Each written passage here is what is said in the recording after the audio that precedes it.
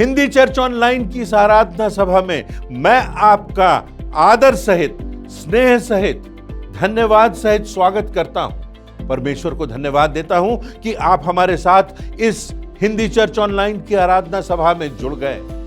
मेरी आशा है और याचना है, प्रार्थना है कि आज की ये सभा हम सबों के लिए बहुत बड़ी आशीष का कारण।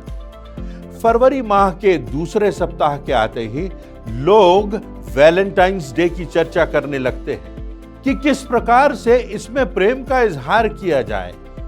ये वैलेंटाइंस डे सारे विश्व में बहुत प्रसिद्ध होता जा रहा है। वैलेंटाइंस डे के अर्थ के पीछे जो खास बात होती है वो प्रेम की बात होती है, और प्रेम का जो विशुद्ध रूप है उसको हमें समझना है, उसको देखना है परमेश्वर के वचनों के आधार पर।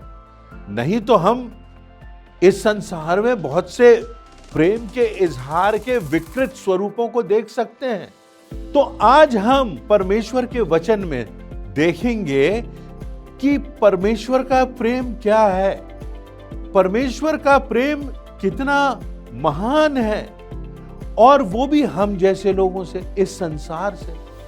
तो हम उसकी व्याख्या सुनेंगे, परमेश्वर की आराधना करेंगे, उसकी उपासना करेंगे, क्योंकि इसी उद्देश्य से परमेश्वर ने हमें सृजा है कि हम उसकी आराधना करें। ना सिर्फ एक दिन, ना सिर्फ किसी एक घंटे के लिए या किसी विशिष्ट समय के लिए, परंतु अपनी जिंदगी में उसकी महिमा करें, उसको धन्यवाद दें। तो आइए हम इस आराधना में आगे बढ़ते हैं।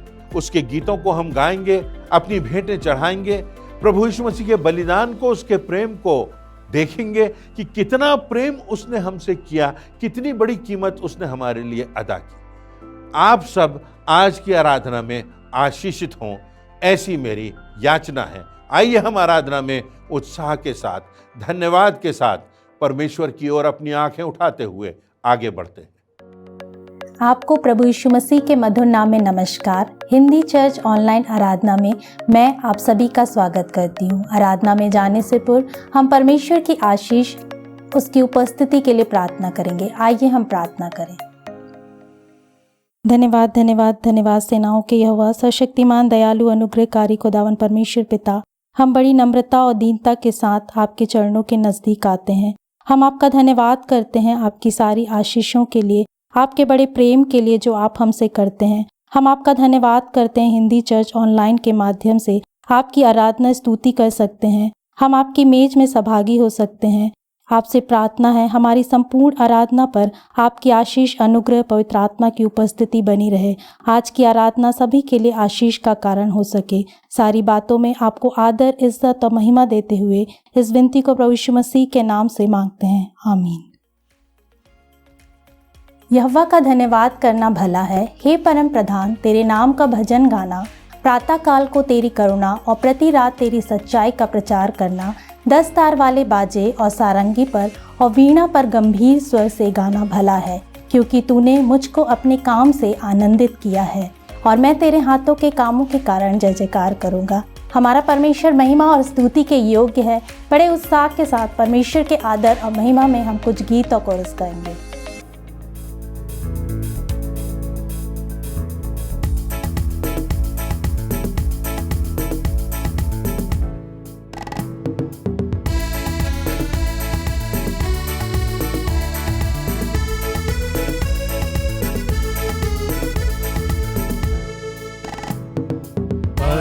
पिता की हम स्तुति गाएं, वो ही है जो बचाता हमें, सारे पापों को करता क्षमा, सारे रोगों को करता चंगा। परम पिता की हम स्तुति गाएं, वो ही है जो बचाता हमें। धन्यवाद दे उसके आंगनों में, आनंद से आए उसके चरणों में। धन्यवाद दे उसके आंगनों में, आनंद से आए उसके चरणों में। संगीत गाकर आनंद से मुक्ति की चट्टान को जय ललकारे। परम पिता की हम स्तुति गाएं,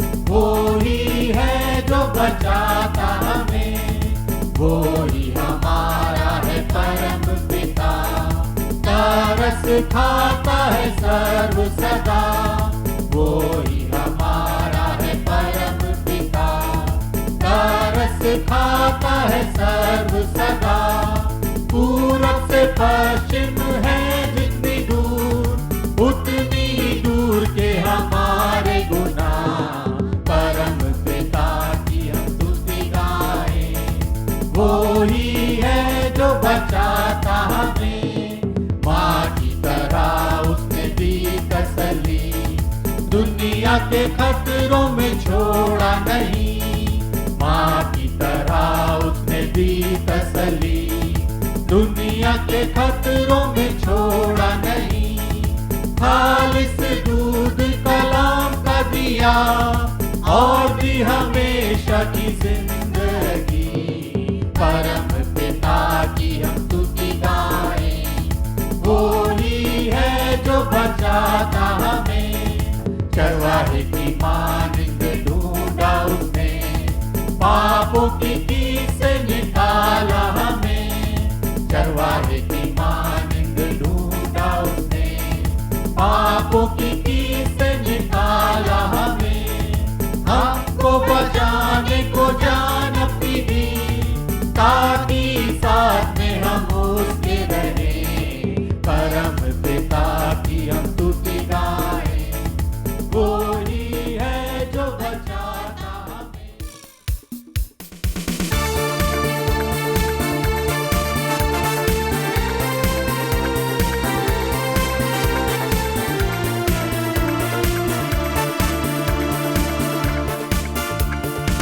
पिता ने जगत से ऐसा प्रेम किया, पिता ने जगत से ऐसा प्रेम किया, कि उसने अपना बेटा हमको दिया, कि उसने अपना बेटा हमको दिया। पिता ने जगत से ऐसा प्रेम किया, पिता ने जगत से ऐसा प्रेम किया।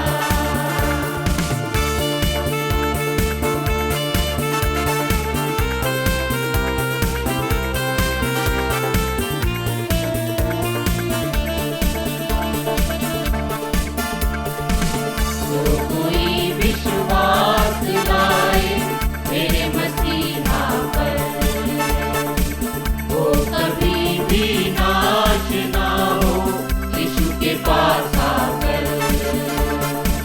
जो कोई विश्वास लाए मेरे मसीहा पर, वो कभी भी नाश ना हो यीशु के पास आकर। इस जहां के मायूस को जीवन अनंत दिया, इस जहां के मायूस को जीवन अनंत दिया। पिता ने जगत से ऐसा प्रेम किया, पिता ने जगत से ऐसा प्रेम किया, कि उसने अपना बेटा हमको दिया, कि उसने अपना बेटा हमको दिया। पिता ने जगत से ऐसा प्रेम किया, पिता ने जगत से ऐसा प्रेम किया।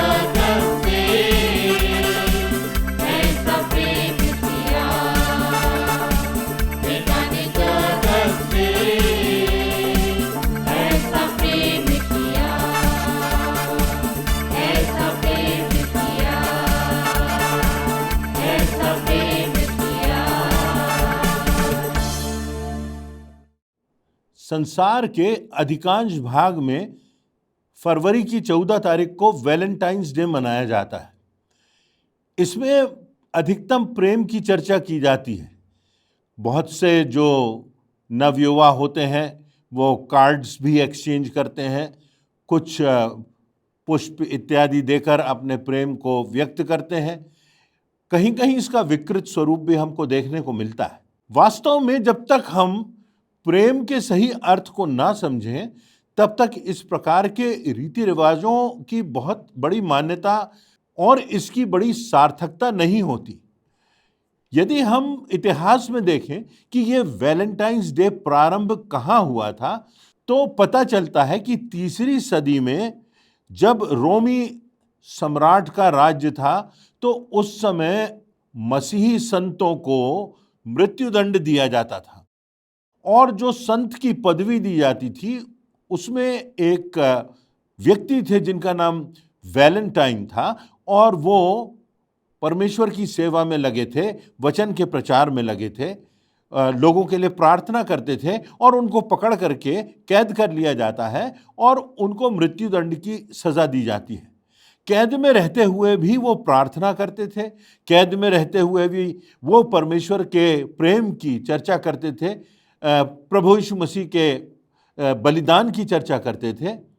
और ऐसा माना जाता है, जो कि लिखा हुआ है इतिहास में, कि उन दिनों में जबकि वो कैद में थे और मृत्यु दंड का इंतजार कर रहे थे, तब जेलर की एक बच्ची जिसकी आंखों की ज्योति चली गई थी, लगभग अंधी हो गई थी, कुछ दिखाई नहीं देता था, वैलेंटाइन ने अपने हाथों के स्पर्श से उसके लिए प्रार्थना की और उसकी ज्योति वापस आ गई और वो बच्ची देखने लगी।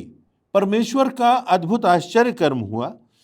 और जब एडी 269 की 14 फरवरी को वैलेंटाइन को मृत्यु दंड दिया जा रहा था, तो उसके पहले उस बच्ची ने अपना धन्यवाद, अपना आभार प्रकट करने के लिए एक बड़ा खूबसूरत सा पत्र संत वैलेंटाइन को लिखा था। वहां से उस वैलेंटाइंस डे की प्रमुखता प्रारंभ हो गई। जो कैथोलिक चर्च था उसने इस बात को स्मरण रखने के लिए एक भोज का आयोजन करना प्रारंभ कर दिया। हर 14 फरवरी को वैलेंटाइंस डे फीस्ट हुआ करता था, जिसमें बहुत से लोगों को भोजन के लिए आमंत्रित किया जाता था।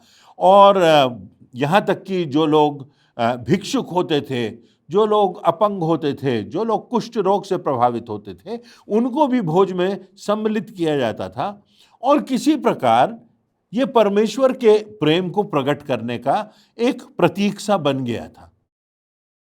उसके बाद 18वीं और 19वीं शताब्दी में मानो सारे संसार में ये बहुत तीव्रता से फैलने लगा और यूरोप में 18वीं सदी में वैलेंटाइंस डे बहुत प्रमुख हो गया और इसका स्वरूप भी बदल गया। ये एक दूसरे को, विशेषकर युवक और युवतियों को अपने प्रेम के इजहार करने के लिए माना गया। कोई पुष्प गुच्छ दे रहा है, कोई अंगूठी दे रहा है, कोई बड़े बड़े उपहार दे रहा है, कोई शादी का प्रस्ताव रख रहा है, कोई अपना प्रेम प्रकट कर रहा है कि किस प्रकार से कोई किसी के दिल में बसा हुआ है। और इस प्रकार से ये बात बढ़ती गई और अब तो हमारा देश भी इस बात से अछूता नहीं बचा। मैं आज आपसे वैलेंटाइंस डे की बात नहीं कर रहा हूं, मैं बात कर रहा हूं परमेश्वर के वचन से उसके प्रेम को समझने की बात। जो प्रेम होता है उसके विशुद्ध रूप को देखने की बात, प्रेम को चित्रित करने की बात।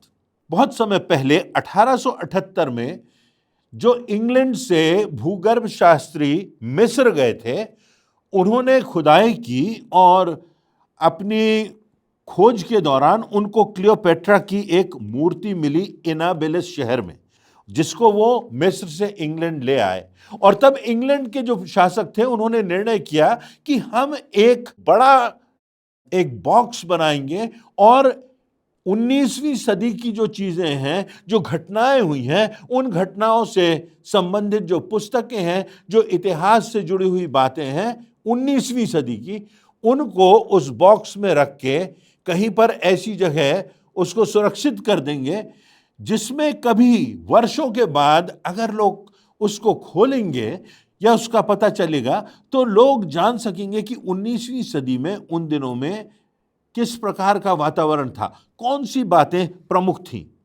समिति ने यह निर्णय किया कि बाइबल की एक केंद्रीय आयत ढूंढी जाए और उसको लिख करके उस बॉक्स में रख दिया जाए जिसको कि टाइम वॉल्ट कहा गया। जब बाइबल के जो विशेषज्ञ थे, जो टीकाकार थे, उनसे पूछा गया कि एक आयत आप बताइए जिसको उस टाइम वॉल्ट में रख दिया जाए, जो सबसे प्रसिद्ध आयत हो, तो देखा गया कि 220 भाषाओं में जिस आयत का अनुवाद हुआ है वो यूहन्ना 3:16 की आयत है, जिसे प्रभु यीशु मसीह के जो पीछे चलने वाले लोग हैं वो बचपन से बार बार दोहराते हैं। यूहन्ना 3:16 जिसमें लिखा है, परमेश्वर ने जगत से ऐसा प्रेम किया कि उसने अपना इकलौता पुत्र दे दिया ताकि जो कोई उस पर विश्वास करे वह नाश न हो परंतु अनंत जीवन पाए।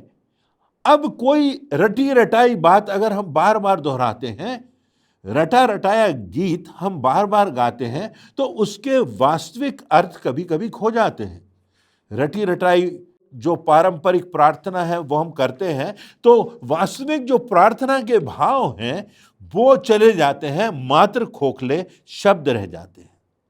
और इसलिए यहां पर यूहन्ना 3:16 की जो आयत है, इसको परिपूर्णता से समझने के लिए इफिसियों की पुस्तक उसके 3 अध्याय की 14वीं आयत के आगे पौलुस प्रेरित लिखता है। वास्तव में यह पुस्तक एक पत्र है, वो प्रार्थना कर रहा है और वो कहता है, मैं इसी कारण पिता के सामने घुटने टेकता हूं जिससे स्वर्ग और पृथ्वी पर हर घराने का नाम रखा जाता है कि तुम प्रेम में जड़ पकड़कर और उस प्रेम में नेव डालकर पवित्र लोगों के साथ उसको भली भांति समझने की शक्ति पाओ कि उस प्रेम की चौड़ाई और लंबाई और ऊंचाई और गहराई कितनी है, और मसीह के उस प्रेम को जान सको जो सारे ज्ञान से परे है, कि परमेश्वर की सारी भरपूरी तक तुम परिपूर्ण हो जाओ। तुम परमेश्वर के प्रेम को समझ सको जो कि किसी ज्ञान से परे है, जिसको शब्दों में नहीं पिरोया जा सकता, जिसको शब्दों में सीमित नहीं किया जा सकता। इतना महान प्रेम है और मेरी प्रार्थना है कि तुम उस प्रेम की समझ प्राप्त कर सको, किसी हद तक उसको समझ सको कि उसकी चौड़ाई और उसकी लंबाई और उसकी ऊंचाई और उसकी गहराई कितनी है। तो जो एपरसेप्शन की बात होती है, जो बात मालूम है, जो बात ज्ञात है, उसके आधार पे वो बात जो नहीं मालूम है उसको समझाने का प्रयास यहां पर पौलुस कर रहा है। उदाहरण के लिए, यदि कोई बच्चा है, उसको हम गिनती सिखा रहे हैं 1 से 5 तक, तो हम उंगलियों का प्रयोग करते हैं, 1 2 3 4 5। बच्चा जिसको गिनती नहीं आती वो उंगलियों को देख सकता है और इनके आधार पर, या कहीं कोई बीजों को ले आता है, बीजों को दिखा करके गिनती सिखाता है। ये सब जो पुराने तरीके हैं, एपरसेप्शन, जो चीजें दिखाई दे रही हैं, जो किसी व्यक्ति को समझ में आ रही हैं बातें, उनके आधार पर उन बातों को समझना, जो नई बातें हैं, जो नहीं जानते, उस स्तर तक पहुंचना, उसको एपरसेप्शन कहते हैं। और इसीलिए यहां पर यूहन्ना 3:16 और इफिसियों 3:18 को जोड़ दिया जाए कि तुम परमेश्वर के प्रेम की चौड़ाई और लंबाई और ऊंचाई और गहराई कितनी है उसको भली भांति समझ पाओ। तो यहां पर इन 4 बातों को हम देखेंगे यदि इन दोनों आयतों को हम जोड़ देते हैं। पहली बात जो चौड़ाई की बात है कि परमेश्वर ने जगत से ऐसा प्रेम किया, यह परमेश्वर के प्रेम की चौड़ाई है कि परमेश्वर ने जगत से इतना प्रेम किया, ऐसा प्रेम किया।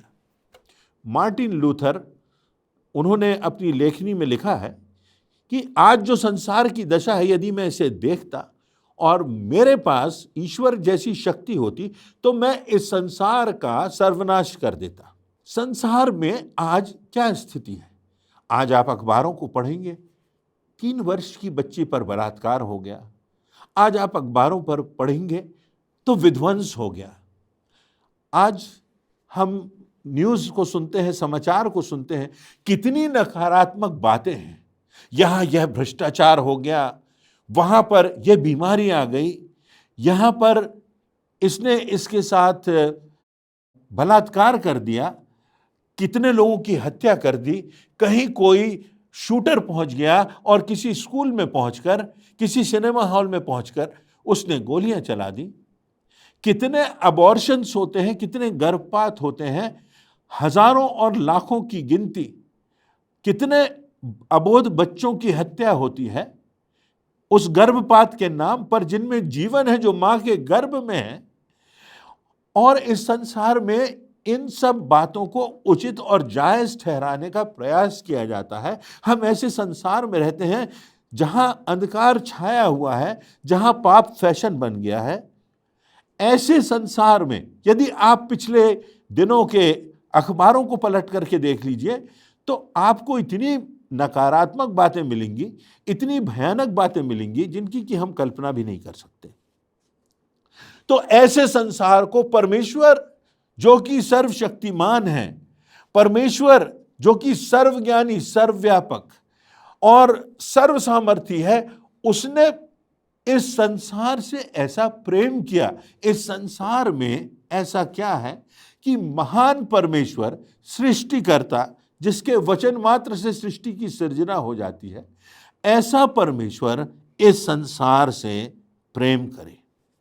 ऐसा परमेश्वर जिसने स्वर्ग और धरा को बनाया, ऐसा परमेश्वर जिसकी प्रशंसा में स्वर्ग के दूत दिन रात स्तुति करते, आराधना करते हुए नहीं थकते हैं, ऐसा परमेश्वर, उसने जगत से ऐसा प्रेम किया। जगत जिसमें लोभ है, घमंड है, धोखा है, व्यभिचार है, बैरभाव है, भौतिकवाद है, युद्ध है, हत्याएं हैं, नशाखोरी है, झूठ है, सब प्रकार की बातें।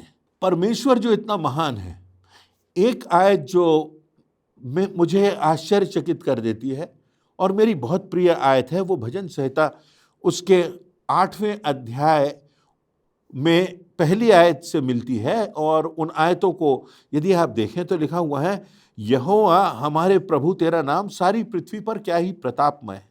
जब मैं आकाश को जो तेरे हाथों का कार्य है और चंद्रमा और तारागण को जो तूने नियुक्त किए हैं देखता हूं, तो फिर मनुष्य क्या है कि तू उसका स्मरण रखे और आदमी क्या है कि तू उसकी सुधि ले। भजनकार कह रहा है, जब मैं तेरे हाथों की संरचना को देखता हूं, इस महानता को देखता हूं, आकाश मंडल को देखता हूं, तो मनुष्य क्या है, वास्तव में कह रहा है कि मैं क्या हूं, एक व्यक्ति क्या है कि तू इतना महान, इतना सामर्थी परमेश्वर उससे प्यार करे, उससे प्रेम रखे। यदि हम अपने हृदय को देखें तो हम अपने हृदय में कितनी बुराइयां पाते हैं, कितनी कमजोरियां पाते हैं, परंतु परमेश्वर का अद्भुत प्रेम है। यशायाह नबी की पुस्तक उसका 49वां अध्याय 49 उसकी 15वीं और 16वीं आयतों में लिखा हुआ है, क्या यह हो सकता है कि कोई माता अपने दूध पीने वाले बच्चे को भूल जाए और अपने जन्माए हुए लड़के पर दया ना करे? हाँ, वह तो भूल सकती है, पर मैं, अर्थात परमेश्वर कह रहा है, मैं तुझे कभी नहीं भूल सकता। देख, मैंने तेरा चित्र हथेलियों पर खोद कर बनाया है, तेरी शहरपनाह सदैव मेरी दृष्टि के सामने बनी रहती है। उस परमेश्वर ने अपनी हथेली पर खोद कर, जब हथेली पर आप खोदने का प्रयास करेंगे तो इसमें खून बहेगा, इसमें पीड़ा होगी, पर परमेश्वर कहता है कि मैंने तेरा चित्र अपनी हथेलियों पर खोद कर बनाया है। ऐसा परमेश्वर जो अपने से घृणा करने वालों पर, अपने विरोधियों पर, जो अधर्मियों पर, यहां तक कि जो परमेश्वर को नहीं मानते, अनीश्वरवादी हैं, उनसे प्रेम रखता है। ऐसा महान परमेश्वर का प्रेम है। यह परमेश्वर का अद्भुत प्रेम है। यह उसके प्रेम की चौड़ाई है कि परमेश्वर ने जगत से ऐसा प्रेम किया, इतना प्रेम किया। दूसरी बात हम देखेंगे परमेश्वर के प्रेम की लंबाई, कि उसने अपना एक लौता पुत्र दे दिया। परमेश्वर संसार को देखता है और तब परमेश्वर स्वर्ग पर नजर डालता है। परमेश्वर की नजर जाती होगी इब्राहिम पर, इसहाक पर, महान लोगों पर, यूसुफ पर, और परमेश्वर कहता होगा कि किसको मैं इस संसार में भेजूं जो मेरे प्रेम को प्रकट कर सके, जो मेरे दिल को प्रकट कर सके, जो वास्तव में मेरे प्रेम का पर्सोनिफिकेशन बन जाए, व्यक्तित्वीकरण बन जाए। किसको भेजूं? और तब उसकी नजर जाती है जो स्वर्ग का सबसे बड़ा धन है, जो स्वर्ग की अनमोल संपदा है, जो उसका अपना सह अस्तित्व है, जो उसका अपना एकमात्र पुत्र है, प्रभु यीशु मसीह। वो प्रभु यीशु मसीह को इस संसार में भेजता है उद्धार देने के लिए, शिक्षा देने के लिए, भूखों को खिलाने के लिए, प्यासों को जीवन का जल देने के लिए, रोगियों को चंगाई देने के लिए, आत्मिक, शारीरिक, मानसिक चंगाई देने के लिए, अनाथों और विधवाओं की सुधि लेने के लिए, और अपना बलिदान कर देने के लिए प्रभु यीशु मसीह को इस संसार में भेजता है। तो ऐसा परमेश्वर का महान प्रेम है, उसकी इतनी लंबाई है कि वो अपना इकलौता पुत्र दे देता है। मेरे 4 बच्चे हैं। मैं और मेरी पत्नी अपने बच्चों से बहुत बहुत प्यार करते हैं, इतना प्यार करते हैं, और आप जो माता पिता हैं वो भी इस बात को समझते होंगे। कोई संसार की कितनी भी दौलत आपको दे दे, कोई संसार की कितनी भी शोहरत आपको दे दे, कोई कितना भी बड़ा भूभाग आपको दे दे, आपको संसार का शहंशाह बना दे, तो क्या उसके बदले में आप अपने बच्चे को देंगे? नहीं देंगे। आपका बच्चा अपंग भी होगा तो आप नहीं देंगे। आप उस बच्चे से इतना प्रेम करेंगे कि आप उस बच्चे को किसी और बात के बदले में नहीं देंगे। परंतु परमेश्वर है जो बलिदान होने के लिए इस संसार में मेरे और आपके जैसे लोगों के लिए, हम जैसे कुपात्रों के लिए, हम जैसे लोगों के लिए वो अपने पुत्र को बलिदान होने को भेज देता है। ये परमेश्वर के प्रेम की लंबाई है कि परमेश्वर ने मुझसे और आपसे इतना प्रेम किया कि उसने अपना एकलौता पुत्र दे दिया। तीसरी बात, परमेश्वर के प्रेम की गहराई। जो कोई उस पर विश्वास करे, परमेश्वर के प्रेम में इतनी गहराई है कि हर किसी को मौका है, हर किसी को अवसर है, हर किसी के लिए बुलाहट है, हर किसी के लिए वो बाहें पसारे हुए हैं, हर किसी को वो आमंत्रण दे रहा है। कोई छोटा नहीं, कोई बड़ा नहीं, कोई अमीर नहीं, कोई गरीब नहीं, कोई विद्वान नहीं, कोई अनपढ़ नहीं, चाहे हत्यारा हो, चाहे व्यभिचारी हो, चाहे डाकू हो, चाहे वेश्या हो, चाहे महसूल लेने वाला हो, भ्रष्टाचारी हो, हर एक को आमंत्रण है, हर एक को निमंत्रण है। जो कोई उस पर विश्वास करे। हमारे लिए कितनी बड़ी बात कि परमेश्वर मुझको और आपको अवसर दे रहा है अपने आगोश में लेने के लिए, उद्धार देने के लिए, पापों को क्षमा करने के लिए, अनंत का जीवन देने के लिए, हमें नया जीवन देने के लिए, हमको सुबुद्धि देने के लिए, एक नया दिल हम में सृजने के लिए। वो परमेश्वर हमको कह रहा है कि मेरे पास आओ, मैं तुम्हें जीवन दूंगा, मैं तुम्हें जीवन का वो जल दूंगा कि तुम कभी प्यासे ना होगे, मैं तुम्हें क्षमा करूंगा, मैं तुम्हें अपने कलेजे से लगाऊंगा, मैं तुम्हारी राह देख रहा हूं। ये परमेश्वर के प्रेम की गहराई है कि वो कहता है कि जो कोई उस सृष्टिकर्ता पर विश्वास करे, जो कोई जिसने सृष्टि को बनाया है, जिसने मुझको और आपको जिंदगी दी है, जिस परमेश्वर ने अपना सब कुछ, अपना सबसे प्रिय हमारे लिए बलिदान कर दिया है, वो परमेश्वर हमको गले से लगाने के लिए तैयार है। कोई छोटा नहीं, कोई बड़ा नहीं, जो कोई उस पर विश्वास करे कि प्रभु यीशु मसीह ने मेरे पापों की क्षमा के लिए मुझे अनंत जीवन देने के लिए, मुझे नया जीवन देने के लिए, मेरा उद्धार करने के लिए अपना रक्त बहाकर, अपनी जान देकर, अपने मृत्यु दंड सहकर, अन्याय सहकर, लोगों का थूक सहकर, अपमान सहकर अपनी जान दे दी। वो परमेश्वर पर विश्वास यदि हम करते हैं, प्रभु यीशु मसीह पर विश्वास करते हैं कि जो मार्ग है, जो सत्य है और जो जीवन है, वो उद्धारकर्ता बनकर इस संसार में आया उद्धार देने के लिए कि हम सब उद्धार प्राप्त करें, क्योंकि परमेश्वर ने हमसे इतना प्रेम किया कि उसने अपना एकमात्र पुत्र हमारे लिए दे दिया, ताकि जो कोई उस पर विश्वास करे। क्या मैं और आप उस परमेश्वर के बलिदान की कीमत समझ सकते हैं? क्या मैं और आप उस परमेश्वर के प्रेम की झलक देख सकते हैं? क्या मैं और आप उस प्रभु यीशु मसीह के बलिदान का एहसास कर सकते हैं? तो वो हमको बुला रहा है, मुझको और आपको बुला रहा है कि मेरे पास आओ, मैं तुम्हें विश्राम दूंगा, मैं तुम्हें क्षमा करूंगा, मैं तुम्हें अपने गले से लगाऊंगा।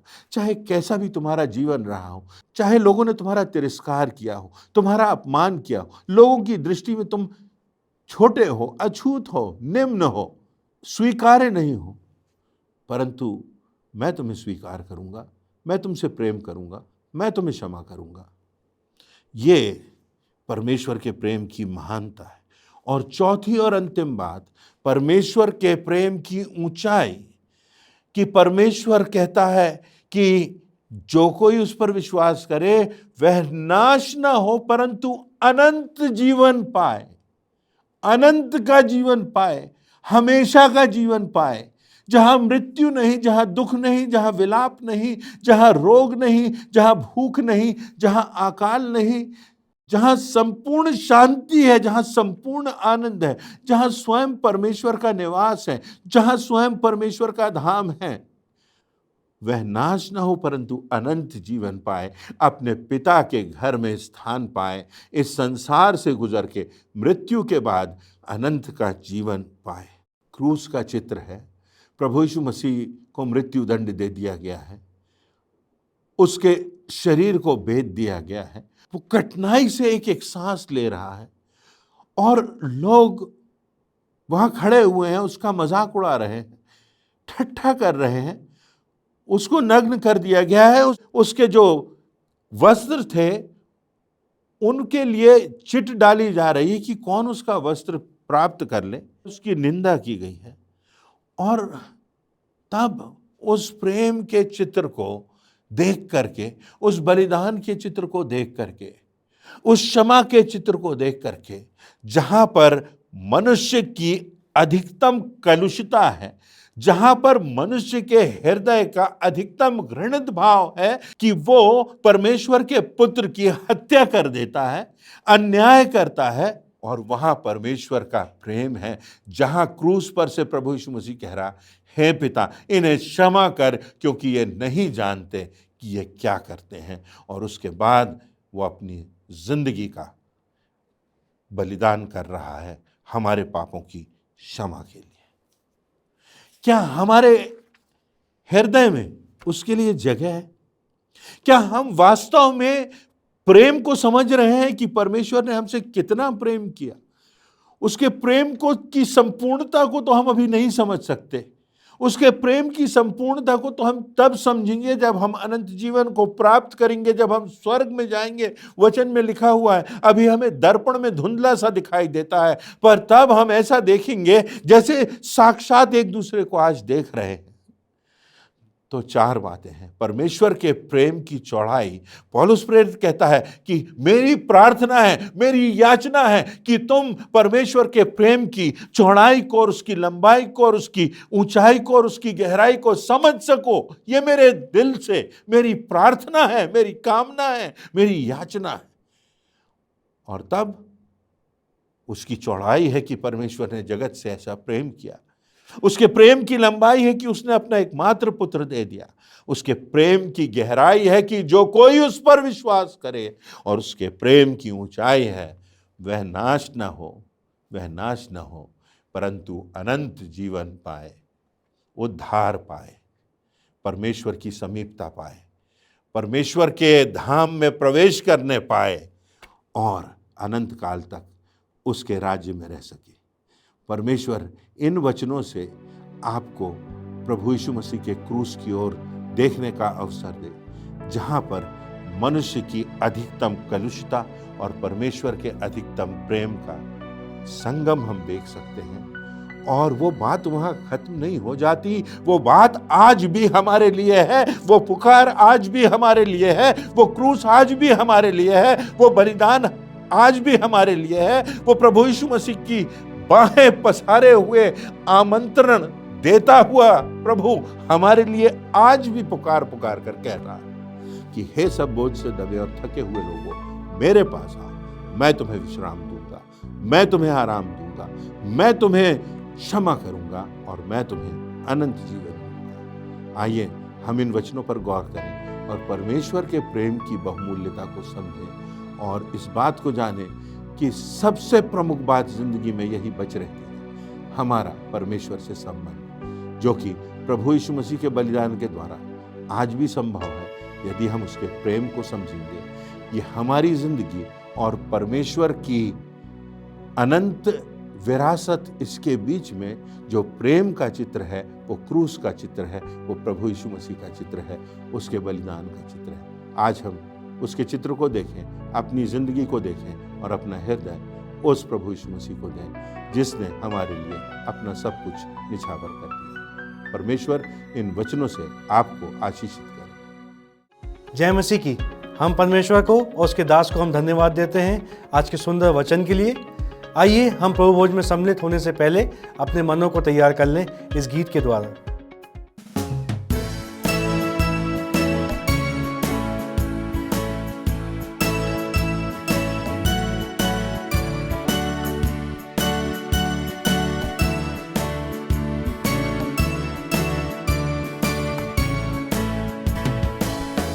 प्रशंसा हो रे प्रभु यीशु की,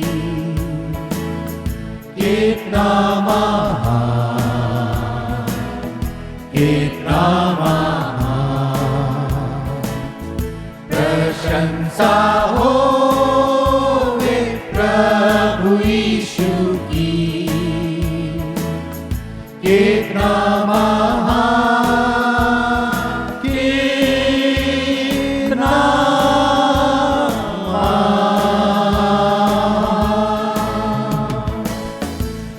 सोचता हूँ पिता ने अपना पुत्र मरने भेजा है, वर्णन से आपार की क्रूस पर उसने मेरे पाप सब लेकर रक्त बहाया,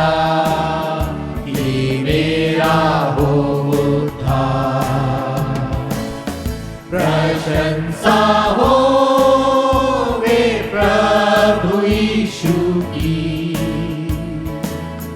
कितना महान, कितना महान। प्रशंसा हो वे प्रभु यीशु की, कितना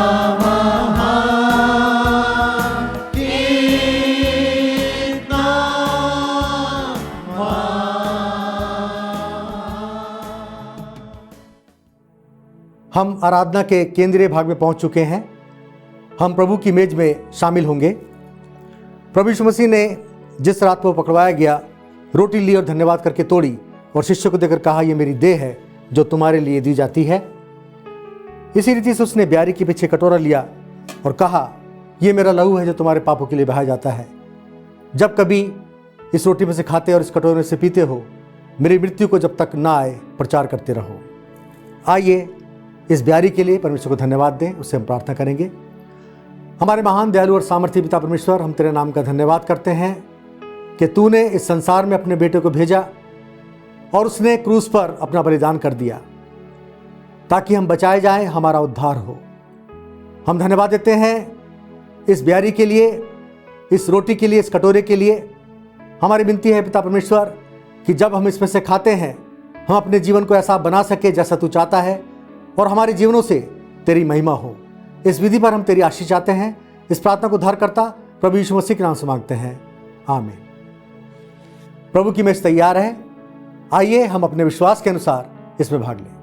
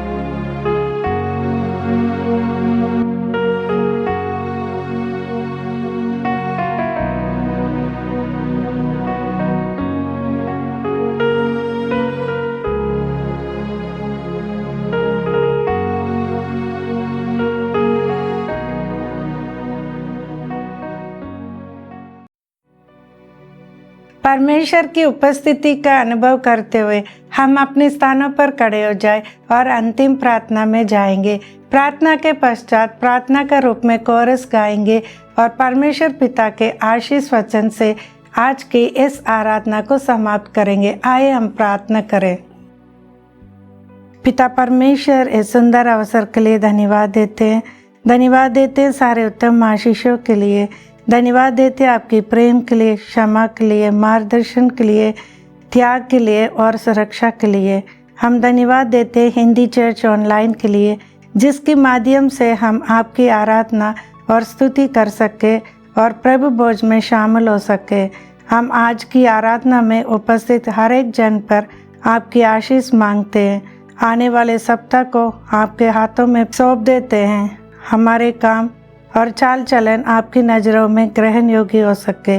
इस विनती को प्रभु यीशु मसीह के नाम से मांगते हैं, आमीन। पवित्र आत्मा,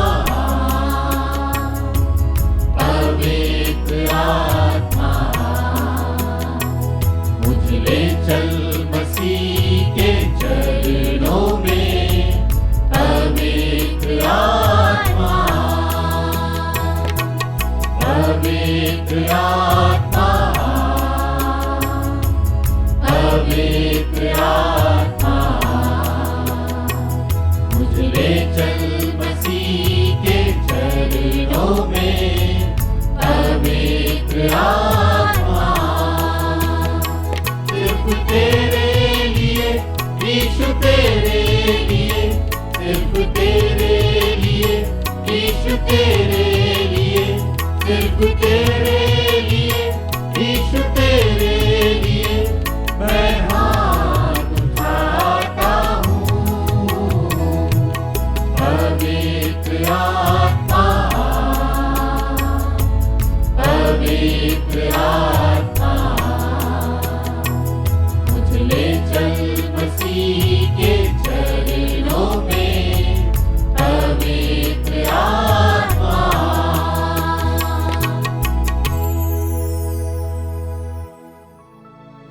आइए हम परमेश्वर की आशीष ग्रहण करें। अब हमारे परमेश्वर पिता का प्रेम, प्रभु यीशु मसीह का अनुग्रह और पवित्र आत्मा की शांति और सहभागिता हम सब विश्वासियों पर अब से लेकर हमेशा हमेशा बनी रहे, आमीन।